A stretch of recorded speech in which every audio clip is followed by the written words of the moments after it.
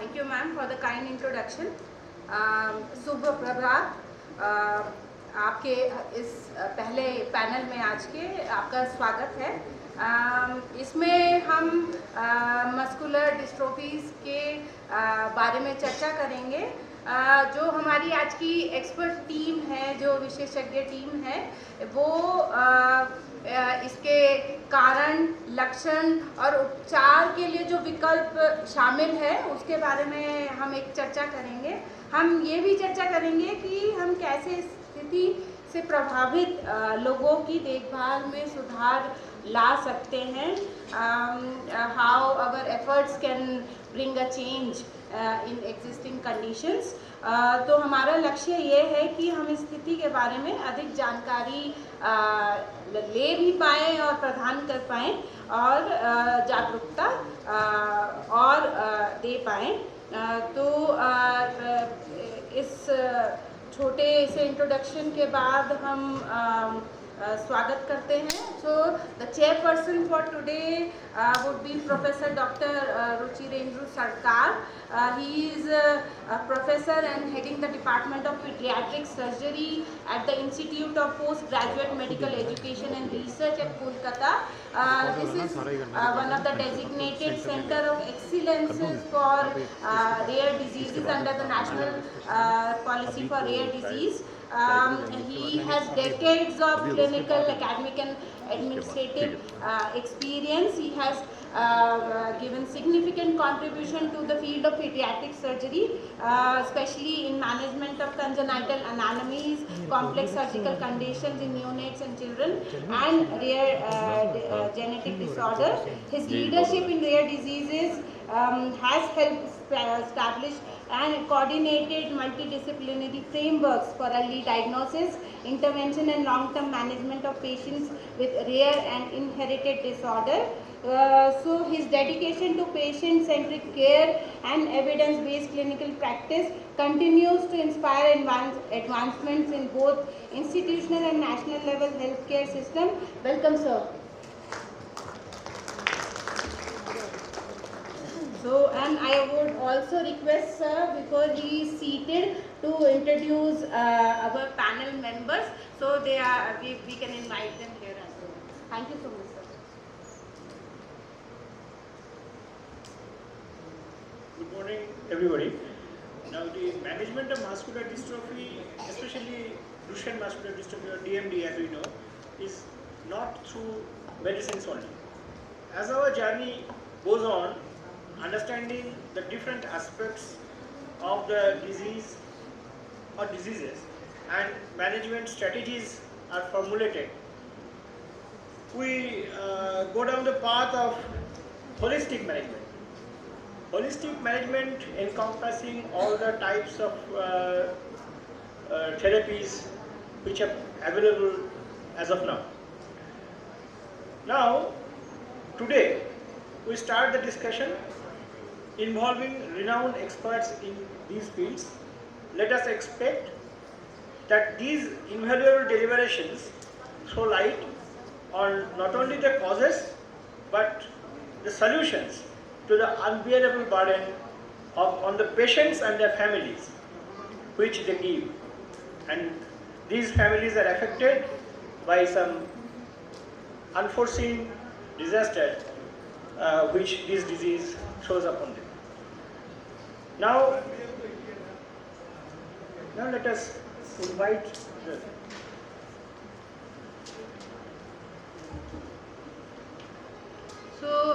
we would like to invite the panel on the dais. So we'll start with Dr. Ashish Sharma. He's heading Department of Neurology, AIIMS Bilaspur. Dr. Renu Suthar, Additional Professor, Pediatric Neurology at PGI Chandigarh.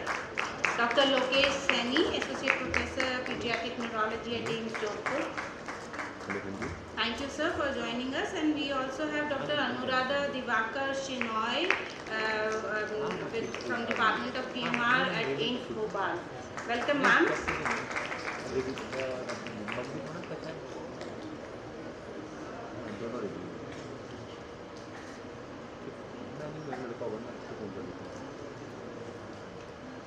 So should we start? So should we start?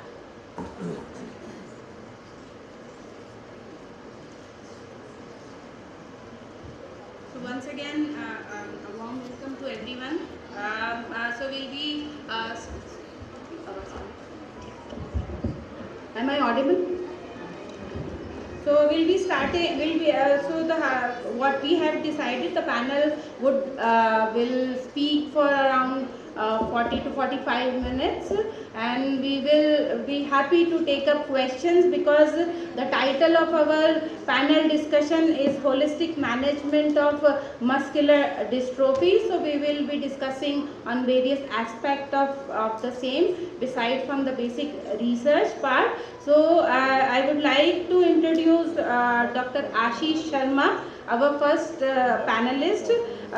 He is currently working as additional professor and head of neurology at AIIMS Bilaspur with key expertise in the field of neuroepidemiology, neurorehab with focus on low cost tools and technology. He has also interest in integrative health that includes both yoga and Ayurveda, and he has been actively involved in several clinical trials, both academic and regulatory in nature, and he is currently in the process of development of a DMD registry to optimize care at his center. So welcome, sir. So if you will allow, I will proceed with the questions that we have for you. So the question number 1 would be, what are the challenges in the management of muscular dystrophy, and how do the new treatments contribute to the future of muscular dystrophy treatment? Thank you. Kindly repeat the first question. So the first question is, what are the challenges in the management of muscular dystrophy? So regarding the challenges in the diagnosis of muscular dystrophy, the first thing is delay in the diagnosis, and this has two reasons. One is the variability of muscular dystrophies, because lot many disorders come under this category, and lack of awareness. So first thing is we have a delay in the diagnosis. Second thing is the progressive nature of these disorders. Since these disorders are progressive, so we have a problem in the long-term planning and the care. After this delay in diagnosis and progressive nature, there is a psychosocial impact of these disorders, and this causes the financial, emotional burden on the patient, caregiver and the family members. Regarding the management of these disorders, because most of these disorders they require multidisciplinary care, and that is lacking at most of the places. We don't have the multidisciplinary care available. We don't have the trained professionals available. We do not have the rehab facilities which are tailor-made to tackle these neuromuscular disorders. And also, although the novel therapies are becoming available, but their availability and cost is the huge issue. So these are my views regarding the management of muscular dystrophies. So what was the second? That the new treatment will definitely contribute in improvement of the treatment when we talk about muscular dystrophies. Right, sir. Thank you, sir. We'll be moving to Dr. Renu Suthar. So I'll briefly introduce Madam. She is currently working with Department of Pediatrics as additional professor at PGI Chandigarh. She has more than 180 publications in national and international journals, along with the book chapter and she is recipient of prestigious fellowships and awards throughout her career, and her area of interest is pediatric neuromuscular disorders, and she is member of several prestigious academies as well, and she is a co-investigator for National Rare Disease Registry. So ma'am, if you permit, I'll give you your set of questions for the day. So for you, the first question would be, what policy reforms are essential as per you to ensure access to healthcare services for individuals with muscular dystrophy? Kind introduction. So my relatively more like a approach which people as a physician we take towards patients with muscular dystrophy. Simple. Ma'am, so sorry to interrupt, but we have a request that we can थोड़ा हम हिंदी में mix कर सकते हैं तो easy होगा समझने के लिए. So simple is that when a patient with muscular dystrophy comes, there are no ramps. They has to travel to our clinic, which is at 4th floor. So simple policy makes that ramp should be available to all hospitals is one easiest thing we can do. There are no access to washrooms to these patients. There are no supporting bars even in the schools as well as in the centers, community. So at the several steps, the policy reforms are needed for children or patients with muscular dystrophy to help them. Important one is that in the hospital, these patients require multidisciplinary care. So a single day where they can meet several physicians together, because they have to run from one OPD to other OPD to another OPD at individual days of each physician or each specialist, which becomes so difficult for these patients. So multidisciplinary care, which started in some of the private centers, has not really taken a shape into the government institutes. So I think that is one where we can change the policies of the hospitals. And patient with chronic diseases, they require several of the experts together in a single visit. If they can be done, it can be really helpful to them. They require a PMR specialist, orthotist, a pulmonary care specialist, a cardiologist, a genetist, a neurologist. So many people, and if they keep on running from one OPD to another physicians, it's become really, and the patient is lost in somewhere of these administrative difficulties, and the holistic care somewhere lost. So I think that is one challenge which is required in terms of framing when policy regarding MDT, which should be coming in the government institute itself. Now, second problem is, as Dr. Ashish has highlighted, access to diagnosis and access to care. So diagnostic journey of these patients lasts over 5 to 6 years, going from one specialist to another specialist. So the diagnosis of these conditions should be taught in medical curriculum, and these should be available to all centers, not to the COEs only. Why a patient has to come to COE and travel so many distance to get the diagnosis itself? So easy diagnosis and easy genetic testing should be available to across the centers in India, where they can be easily diagnosed and treated. Regarding, I will say, challenges regarding access to care is also there, because at present the rare disease policy which covers these group 3 disorder, because muscular dystrophy comes under group 3, where there is some treatment is available, but long-term data regarding efficacy is not really proven. So the amount which is designated to these patients in terms of therapy really does not really help these patients. So I think there is also a change is needed in the policy, that when till the time they don't have proven therapies, they should have access to devices which they need, actually a wheelchair, automated wheelchair, a respiratory support, vaccination, and these simple things are not available to our patients. So I think their policy change is also needed, that if the patient is required assisted devices, they should be available through these rare disease policy or through this funding, because no other fund is designated to care for these children. Under RBSK also, they do not get treatment for muscular dystrophy related assisted devices. So something should be there that these patients have access to supportive devices till they are waiting for a definitive therapy which can be available in the future. In your opinion, how targeted investment in research and innovation of medical devices can improve the quality of life of muscular dystrophy patients? I think that's very important. When we look at the funding agency, they are looking towards the conditions which has larger population impact. So rare diseases somewhere get lost during the funding process because their priorities more common diseases where they can have easy and cheap therapies and interventions can be done. So rare diseases being rare, their intervention or therapies costing humongous is somewhere lost in the ICMR or several of the agencies which fund for the therapy. So I think a special cell for funding for research in rare disease can help scientists or people who want to work with rare disease can be given up or should be priority that some part of the fund is allocated to research only in these areas.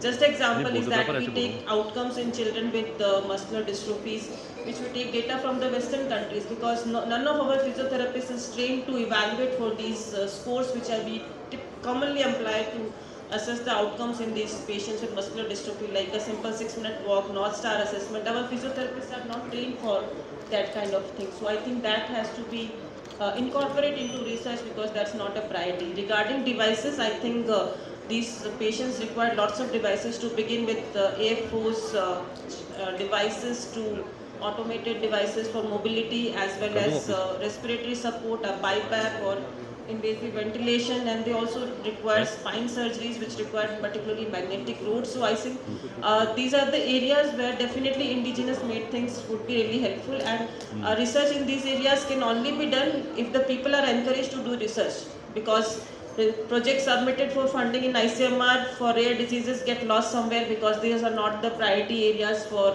As such, ICMR is more looking towards diseases which has huge burden, are easily treated or can have larger impact over the society rather than treating a group of patients which is smaller in number.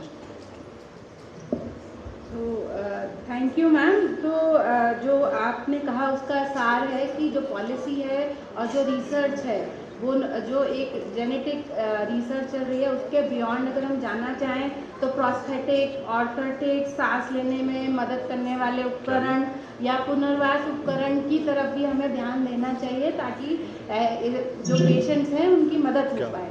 So thank you so much, ma'am. So we'll be moving to our third speaker, Dr. Lokesh Saini. He is Associate Professor of Pediatric Neurology at AIIMS Jodhpur. Sir specializes in pediatric and development neurology with clinical and research interest in epilepsies, movement disorders and sleep medicine. He is very actively involved in both academic teaching and clinical research, and his recent work focuses on general movements in early childhood development. Thank you for joining, sir. तो आपके लिए जो हमारा सवाल है वो पोषण की भूमिका पर है। तो जो मांसपेशी दुर्बलता है, मस्कुलर डिस्ट्रोफी एक प्रगतिशील और एक असाध्य रोग है तो जो मांसपेशियों को धीरे धीरे कमज़ोर करता है। तो आपके व्यू पॉइंट में पोषण इस रोग के प्रबंधन में एक महत्वपूर्ण भूमिका निभा सकता है और कैसे, क्या लाभ हैं पोषण के और हम क्या कर सकते हैं to improve the quality of life. नमस्कार आप सभी को जो यहाँ पे उपस्थित हैं, बच्चे, उनके अभिभावक, मेरे सर जो साथ आज इनवाइटेड हैं, साइंटिस्ट और जो लोग डॉक्टर्स सुन रहे हैं। तो पोषण, जो मैडम ने सवाल पूछा कि पोषण not only for muscular dystrophy, it is important for everything, even for normal growth. तो हमें पता है कि खाना अच्छा खाना है, पर क्या खाना है, स्पेशली DMD वाले बच्चों को किस तरह के खाना खाना चाहिए। तो हमें एक चीज़ का ध्यान रखना चाहिए कि मसल्स की बीमारी है, मसल्स प्रोटीन से बनती है, तो प्रोटीन आपके खाने में होना चाहिए, अच्छा क्वालिटी का प्रोटीन, अच्छी क्वांटिटी में प्रोटीन।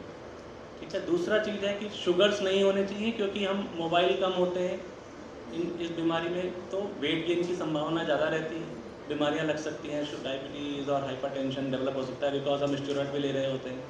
तो शुगर्स कम करने हैं, प्रोटीन को बढ़ाना है। तो ये बेसिक कंसेप्ट है। कैंड जूस ना पिए, अगर जूस पीने की इच्छा है तो फ्रेश फ्रूट जूस पिए। और ये हम बच्चों के लिए मैसेज है कि अच्छी हेल्दी चीज़ें हम कभी ज़्यादातर टेस्टी नहीं होती, बट टेस्टी बनाई जा सकती है, तो डेफिनेटली उसके लिए पेरेंट्स ही हेल्प करेंगे। तो बट ध्यान रखना है कि हमें कौन सी चीज़ें खाने से फ़ायदा होगा। और क्या चीज़ें हैं जो बताने वाली है पोषण के बारे में।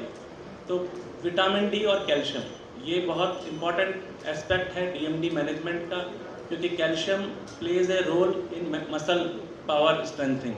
तो कैल्शियम की कमी नहीं होनी चाहिए, विटामिन डी साथ में देना है आपको। और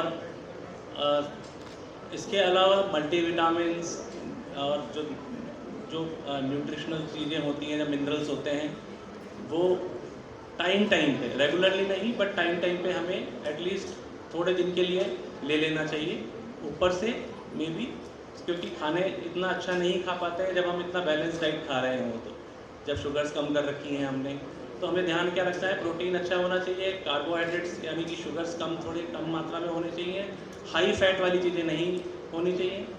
ये सब बेसिक कंसेप्ट है न्यूट्रिशन पोषण का DMD management. Another question to Dr. Lokesh Saini. Does any of the dietary interventions have been demonstrated or have been studied to have efficacy in improving patient outcome? Sir कोई विशेष तरह की diet का कोई role नहीं है कि उससे कोई DMD ठीक हो जाता है, बट जैसा कि मैंने बताया कि समस्याएं बढ़ सकती हैं अगर हम इस न्यूट्रिशन वाले एस्पेक्ट को इग्नोर कर दें। अगर हम हाई फैट वेट गेन कर लिया बहुत सारा तो दिक्कतें होंगी, प्रोटीन कम खा रहे हैं, मसल ब्रेकडाउन वैसे ही हो रहा है और जल्दी कमजोरी आएगी। तो वो ध्यान उन चीज़ों के बारे में ध्यान रखना है। Balance diet is the solution. तो बैलेंस डाइट लेके चलना है जिसमें प्रोटीन्स की मात्रा थोड़ी ज़्यादा है। तो धन्यवाद सर। और एक जेनेटिक बीमारी है, उसके लिए ट्रीटमेंट पे भी शोध हो रहा है, कोशिश की जा रही है कि दवाई या थेरेपी मिल पाए। लेकिन जैसा सर ने बोला और हम जो पहले स्पीकर्स ने भी ध्यान दिया कि एक्सरसाइज, फिजियोथेरेपी, न्यूट्रिशन, खान पान, ये सारी चीज़ें भी हमारी जो लाइफ है, जो जीवन है, उसको बेहतर बनाने में मदद हो सकती है डेफिनेटली, जैसे दूसरी बीमारियों में होता है। तो हम आज के last but not the least speaker doctor Anuradha Diwakar Shenoy ma'am के पास जाते हैं। Ma'am she is working with department of PMR at AIIMS Bhopal.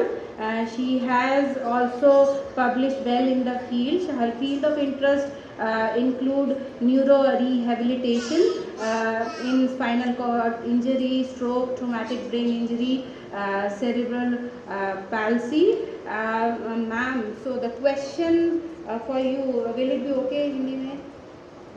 So the basic question was that what are the current advancements in assistive technologies and physiotherapy for enhancing mobility and independence in patients in muscular dystrophy. So basically we want to ask, currently apart from the standard treatment or experimental treatment, जो physiotherapy है या assistive technologies हैं, वो क्या improvement ला रही हैं muscular dystrophy के पेशेंट्स की लाइफ में। So we want to know that. सभी लोगों को नमस्कार। तो मैं पहले अपनी ब्रांच के बारे में थोड़ा सा इंट्रोडक्शन दे के आगे बढ़ूँगी। So physical medicine and rehabilitation एक मेडिकल ब्रांच है जहाँ पे हम स्पेसिफिकली डिफरेंटली एबल लोगों के साथ काम करते हैं, उनका इलाज। तो हमारी एक पूरी एक होलिस्टिक टीम रहती है जहाँ पे डॉक्टर्स, MD, फिजियाट्रिस्ट जो लीड करते हैं, और हमारे अंडर फिजियोथेरेपिस्ट रहते हैं, ऑक्यूपेशनल थेरेपिस्ट रहते हैं। हमारा एक प्रोस्थेटिक्स एंड ऑर्थोटिक्स का भी एक सेक्शन रहता है, साथ में हम वोकेशनल काउंसलिंग भी प्रोवाइड करते हैं। सो बेसिकली हम एक होलिस्टिक ट्रीटमेंट देते हैं। जितने भी persons with differently who are able come to us. So going back to your question ma'am, कि अभी जो मस्कुलर डिस्ट्रोफी के जो बच्चे हैं उनके लिए अभी करंटली क्या क्या असिस्टिव डिवाइसेस अवेलेबल है, थेरेपी वाइज क्या दे सकते हैं, और रिसेंट रिसर्चेस में क्या होता है। तो जो भी बच्चे हमारे पास आते हैं बेसिकली पहले हम उनका फंक्शन असेस करते हैं। तो जैसे आपको पता है कि मस्कुलर डिस्ट्रॉफी एक प्रोग्रेसिव डिजीज़ है। तो जैसे जैसे उम्र बढ़ती है बच्चों का जो फंक्शन भी है धीरे धीरे करके कम होता जाता है। तो किस पॉइंट पे बच्चा हमारे पास आता है तो उसके हिसाब से बच्चों को क्या क्या दिक्कतें होती हैं। तो अगर इनिशियल स्टेजेस में आता है तो हो सकता है कि बैलेंस का इशू हो, गिरते ज़्यादा है या फिर चलने की दिक्कत हो। तो उसमें इनिशियली जो रहता है कि थेरेपीज जो रहती है तो उसमें क्या रहता है कि जोड़ों में अकड़न बहुत जल्दी आ सकता है, स्पेशली पैरों की जोड़ों में।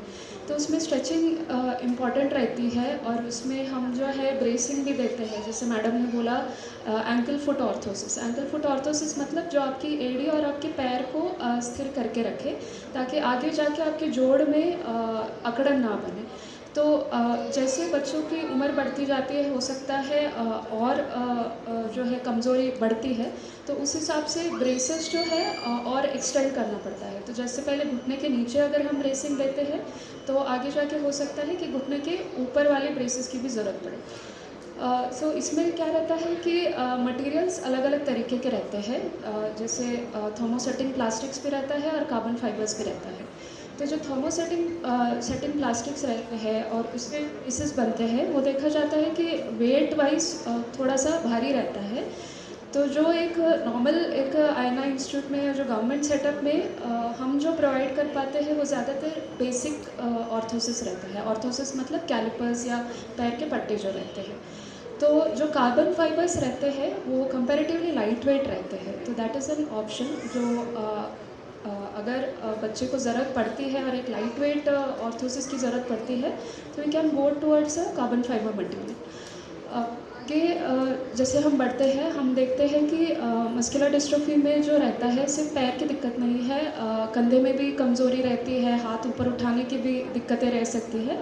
तो उसमें अलग अलग तरीके के सपोर्ट सिस्टम्स दे सकते हैं जो व्हील चेयर में या फिर जो उनके सीटिंग सिस्टम्स जो रहते हैं जहाँ पे बच्चा बैठता है या फिर बैठ के कुछ काम करने की कोशिश करते हैं। तो मस्कुलर डिस्ट्रॉफी में पर्टिकुलरली देखा जाता है कि कंधे की मांसपेशियों में ज़्यादा इनिशियली मतलब पहले में ज़्यादा कमज़ोरी रहती है। तो एक मोबाइल आर्म सपोर्ट करके एक अटैचमेंट रहता है जो आप चेयर पे या व्हील चेयर पे उसको अटैच कर सकते हैं जिससे कि बच्चा अपने कंधे को स्टेबलाइज कर सकता है। और जो एल्बोस और हाथ से जो काम करते हैं जैसे अगर खाना खाना है या फिर किसी तरह का सिस्टम यूज़ करना है तो आप कंधे को स्टेबलाइज करके हाथ को अपने मुंह की तरफ लेके जा सकते हैं। इसमें एक इशू रहता है कि वो थोड़ा भारी रहता है जो सीटिंग सिस्टम रहता है। तो जैसे आपको व्हील चेयर्स पे आप अटैच करते हो क्योंकि एक सर्टन जैसे हमारा एक मेन इशू ये भी रहता है कि हमारा इंफ्रास्ट्रक्चर जो है जैसे हमारे बिल्डिंग्स हो गए, घर के जो डोर्स रहते हैं तो वो जो व्हील चेयर एक्सेसिबिलिटी में एक इशू रहता है। तो आप एक्स्ट्रा एक सिस्टम उसके ऊपर अटैच करते हैं तो कभी कभी ये होता है कि डोर्स में से बाहर से अंदर आना या फिर अंदर से बाहर जाने में वो इशू बन सकता है। बट ये एक असिस्टिव डिवाइस है जो इनिशियल सेटअप में यूज़ कर सकते हैं। अगेन जैसे आगे बढ़ते हैं जैसे मैंने पहले बोला कि फंक्शनल असेसमेंट के ऊपर रहता है। तो अगर हाथ से काम करने में भी दिक्कत जाती है जैसे चीज़ें पकड़ने में हो गया या फिर ग्लास पकड़ने में हो गया उसमें अगर दिक्कतें जा रही है तो अलग अलग तरह के ग्रिपर्स यूज़ करते हैं। ग्रिपर्स या एज इन लाइक आपका जो ग्रिप होता है वो बढ़ाने की कोशिश करते हैं ताकि आप मोर कंफर्टेबली चीज़ों को पकड़ सकें। तो उसमें जैसे पेन अगर बच्चा लिखना चाहता है तो उसमें पेन में ग्रिपर्स दे सकते हैं या फिर अगर ग्लास पकड़ना चाहता है तो उसमें भी मॉडिफिकेशन दे सकते हैं ताकि दोनों हाथ से आप उस चीज़ को पकड़ सकें और हाथ को मुंह की तरफ लेके जाए। कटलरीज रहते हैं, स्पून्स होते हैं या फिर ऐसी चीज़ें होती है उसमें भी हम ग्रिपर्स दे सकते हैं ताकि अगर बच्चे में थोड़ा सा भी ग्रिपिंग पावर है हाथ में तो उसके सहारे जो ग्रिपर के सहारे जो है आप खाना वगैरह खा सकते हैं, ये सारी चीज़ें कर सकते हैं। जैसे जैसे उम्र बढ़ती जाती है आप जानते हैं कि बच्चा चलने में थोड़ा सा डिफ़िकल्टी होती है उन लोगों में। तो डिपेंडिंग अपॉन दैट आप या तो मैनुअल व्हील चेयर्स यूज़ कर सकते हैं या फिर पावर व्हील चेयर्स यूज़ कर सकते हैं। ना पावर व्हीलचेयर्स में भी अलग अलग कंट्रोल सिस्टम्स रहते हैं। जैसे आपने नोटिस किया होगा ज़्यादातर जो व्हीलचेयर्स पावर व्हीलचेयर्स है उसमें एक जॉयस्टिक रहता है, एक लंबा एक डंडी जैसी चीज़ रहती है जिससे हम ऑपरेट कर सकते हैं। सपोज़ इफ़ पेशेंट्स है जिनके हाथ में इतनी पावर नहीं है कि वो जॉयस्टिक से ऑपरेट कर सके, तो उसमें कुछ व्हीलचेयर्स में टच पैड सिस्टम्स भी रहते हैं, बटन्स भी रहते हैं जिससे कि हम पावर व्हीलचेयर्स ऑपरेट कर सकें। वो एक ऑप्शन रहता है। अगर ऐसी स्थिति आ गई है कि हम हाथ बिल्कुल ही नहीं यूज़ कर पा रहे हैं, तो हम अपने सर के जो मांसपेशी है उसको यूज़ करके भी पावर व्हीलचेयर्स ऑपरेट कर सकते हैं, जिसे हम हेडरेस्ट कंट्रोल बोलते हैं। तो उसमें बेसिकली क्या रहता है कि आप जैसे सर को पीछे की तरफ लेके जा सकते हैं, साइड की तरफ लेके जा सकते हैं। तो व्हीलचेयर में कंट्रोल ऐसे लगाया जाता है ताकि आपके सर के मूवमेंट से आप व्हीलचेयर को ऑपरेट कर सकें। अगर ऐसी स्थिति आती है कि ना हाथ से आप कंट्रोल कर पा रहे हैं ना सर से कंट्रोल कर पा रहे हैं, तो आप जो सांस लेते हैं, मुंह से सांस लेते हैं, उससे भी आप व्हीलचेयर को कंट्रोल कर सकते हैं, पावर व्हीलचेयर को। उसको सिट एंड पफ टेक्नोलॉजी बोलते हैं। उसमें क्या रहता है कि जैसे आप सांस बाहर की तरफ लेते हैं या फिर अंदर की तरफ लेते हैं, तो उसमें कंट्रोल ऐसे दिया जाता है कि कमांड्स ऐसे दिया जाता है कि आप व्हीलचेयर को आगे या एक डायरेक्शन में लेके जा सकते हैं आपके सांस की तरफ। तो उसको सिट एंड पफ टेक्नोलॉजीज बोलते हैं। मूविंग ऑन, आप जैसे आपको पता है कि अगर एक बच्चा जिसको मस्कुलर डिस्ट्रोफी है, अगर वो व्हीलचेयर बाउंड हो जाता है, तो ऐसे बच्चों में स्कोलियोसिस यानी रीढ़ की हड्डी में टेढ़ापन आने के चांसेस ज़्यादा रहते हैं। तो उसकी वजह से जो सांस लेने की जो क्षमता भी रहती है उसमें भी दिक्कतें आ सकती है। तो इस चीज़ के लिए जो है अलग तरीके का स्पाइनल ब्रेस रहता है। स्पाइनल ब्रेस बेसिकली जो आपके रीढ़ की हड्डी को स्थिर करके रखता है। तो ऐसे बच्चों में जैसे स्पाइनल ब्रेस में कई तरीके के रहते हैं। उसमें रिजिड वाले रहते हैं जो प्लास्टिक का बनता है, और एक सेमी रिजिड रहता है जो फैब्रिक और मेटल अपराइट्स के साथ बनता है। तो सेमी रिजिड में क्या रहता है कि फैब्रिक से आप एक कॉर्सेट टाइप मतलब एक बेल्ट टाइप बनाते हैं जिसमें आप मेटल रॉड्स इंसर्ट करते हैं उसमें, ताकि वो आपका स्पाइन जो है वो सीधा रहे आपकी छाती को सपोर्ट करने के लिए, जिसके वजह से जो है आप सांस अच्छी तरीके से ले पाए। अगर बच्चा ये टॉलरेट नहीं कर पाता है, क्योंकि ये एक ऐसी तरह की बीमारी है जहाँ पे सांस लेने की मांसपेशी में भी दिक्कत आती है, तो कभी कभी बच्चे ऐसे ब्रेसेस को टॉलरेट नहीं कर पाते हैं। अगर ऐसा केस है तो आप जो व्हीलचेयर यूज़ करते हैं उसमें आप मॉडिफिकेशन दे सकते हैं, जिसे हम लैटरल अपराइट्स बोलते हैं। लैटरल अपराइट्स बेसिकली एक लैटरली पैडिंग सिस्टम देते हैं जो आपके स्पाइन को सपोर्ट करता है। तो ये जो है अभी बेसिक चीज़ें हैं जो हम प्रोवाइड कर सकते हैं। उसमें थेरेपी भी इम्पॉर्टेंट है इन द सेंस दैट आप जो स्ट्रेचिंग देते हैं, जो मैम ने बोला है कि यहाँ पे एक हाइड्रोथेरेपी का एक यूनिट भी है which is very good actually. तो उसमें क्या रहता है कि आप पानी में जब चलाते हैं तो उसमें भी थोड़ा सा एक स्ट्रेंथनिंग एक्सरसाइज जैसे होता है। अगर किसी तरह की मांसपेशी में दर्द हो या जोड़ों में अगर दर्द रहता है तो उसमें भी बहुत इफेक्टिव रहता है। We have to interrupt you because of the time constraints. Yeah, sure. One only question is there for you. In your opinion, what are the most effective strategies for improving physical and digital accessibility for the individuals with muscular dystrophy in public spaces and institutions? Yeah. Institutions में पहले तो हमें transport के ऊपर policy should be there के infrastructure should be improve, क्योंकि institute पहुंचने से पहले बच्चे को घर से इंस्टीट्यूट तक पहुंचना है। तो हमारा जो ट्रांसपोर्टेशन सिस्टम है it is not that friendly enough. जैसे कि हमारा पब्लिक ट्रांसपोर्ट हो गया, तो एक बच्चा अगर व्हीलचेयर है या फिर किसी तरह का ऑर्थोसिस अगर यूज़ करते हैं, तो हमारा पब्लिक ट्रांसपोर्ट सिस्टम ऐसे होना चाहिए कि it should be inclusive enough कि आप बच्चा ट्रैवल कर सके। सेकेंड इज़ दैट जो इंफ्रास्ट्रक्चर चेंजेस है, जैसे मैम ने पॉइंट आउट किया कि जैसे वेस्टर्न कंट्रीज़ में कॉन्सेप्ट रहता है अगर आप अपनी गाड़ी से आते हैं तो आपको एक जो इंस्टीट्यूट का एंट्रेंस है उसके पास में ही आपको पार्किंग स्पेस दिया जाता है, ताकि जो भी डिफरेंटली एबल्ड पर्सन है उनको ज़्यादा चलने की ज़रूरत ना पड़े, या फिर अगर वो व्हीलचेयर यूज़ करते हैं तो उन्हें ज़्यादा ट्रैवल करने की ज़रूरत ना पड़े। दूसरा ये है कि एंट्रेंस में और बिल्डिंग्स में रैम्प्स होना, लिफ्ट्स और एलिवेटर्स जो रहते हैं वो व्हील चेयर एक्सेसिबल होने चाहिए। ज़्यादातर इंस्टीट्यूट में देखा जाता है कि बहुत ही छोटे एलिवेटर्स रहते हैं, ज़्यादातर टाइम काम नहीं करते हैं, तो इस चीज़ के ऊपर ज़्यादा फोकस करना चाहिए। और जो पब्लिक स्पेसेस या टॉयलेट्स रहते हैं उसमें ग्रैब बार्स का होना, इवन वॉश बेसिन्स, और उसमें जो फिक्चर्स रहते हैं, जैसे अगर आपको वॉश बेसिन का इवन टैप भी ऑन करना है तो उसमें लंबे हैंडल्स दिए जाते हैं ताकि अगर व्हील चेयर यूज़ करने वाला कोई भी इंसान हो वो उस टैप को ऑपरेट कर सके। तो ये कुछ इंफ्रास्ट्रक्चर चेंजेस है जिनके ऊपर हमें ज़्यादा ध्यान देना है और पॉलिसी मेकर्स को भी इसके ऊपर ज़्यादा ध्यान देना चाहिए कि ये चीज़ एक्सेसिबल बने। करंट एडवांसेस इसमें जो है जैसे कि रोबोटिक्स है, इसमें एक एक्सोस्केलेटन दिया जाता है जिससे कि कई प्रकार के उसमें कंट्रोल्स रहते हैं। जैसे आप अपनी जो मांसपेशी में जितनी भी ताकत है तो उसे हम EMG ड्रिवन एक्सोस्केलेटन बोलते हैं। जो आपकी जो मांसपेशी में जितनी ताकत है उसको यूज़ करके आप उस एक्सोस्केलेटन को यूज़ कर सकते हैं। दूसरा EEG ड्रिवन रोबोटिक एक्सोस्केलेटन्स भी, ये सब अभी रिसर्च बेसिस पे है। तो आप अपने जो ब्रेन सिग्नल्स के द्वारा जो है आप एक रोबोटिक हैंड को जो है आप उस चीज़ को ऑपरेट कर सकते हैं। तीसरा ये है कि ब्रेन कंप्यूटर इंटरफेस जो अभी रिसर्च स्टेज पर है, उसमें आप जो है जैसे आप पब्लिक स्पेस एक्सेसिबिलिटी बोलते हैं, तो ब्रेन कंप्यूटर इंटरफेस के द्वारा जो है आप इंटरनेट एक्सेस कर सकते हैं, आप अपना ऐप्स चला सकते हैं, यूट्यूब्स चला सकते हैं, even video game, online video gaming भी कर सकते हैं। तो these are all on research stage basis. तीसरा है होम एनवायरनमेंट मॉडिफिकेशन, जैसे आप अपने घर में कैसे एक्सेसिबल कर सकते हैं।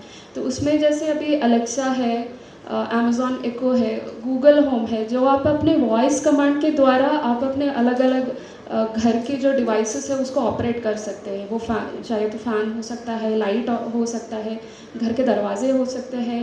तो ये सारी चीज़ें जो है as a accessibility in public space और इवन आपके घर में जो है उस चीज़ में आपको बहुत ज़्यादा मदद करती है। Thank you so much, ma'am, for so much information in just 10 minutes. Now coming to the conclusion, before we have final remarks from the chair, इस चर्चा के बाद हमें ये लगता है कि नैदानिक परिस्थिति से परे जाकर स्वास्थ्य देखभाल नीति और सहायक और डिजिटल जो उपकरण है उसमें भी जो एडवांसमेंट है और उनका भी इस्तेमाल अपार्ट फ्रॉम जो स्टैंडर्ड ट्रीटमेंट है, अर्ली डायग्नोसिस है, अगर उनके साथ किया जाए और एक साथ, तो हम जो पेशेंट की जो लाइफ है, द क्वालिटी ऑफ लाइफ है, उसको कहीं बेहतर बना पाएंगे। So thank you everyone and I would kindly request chairperson sir for his final remarks.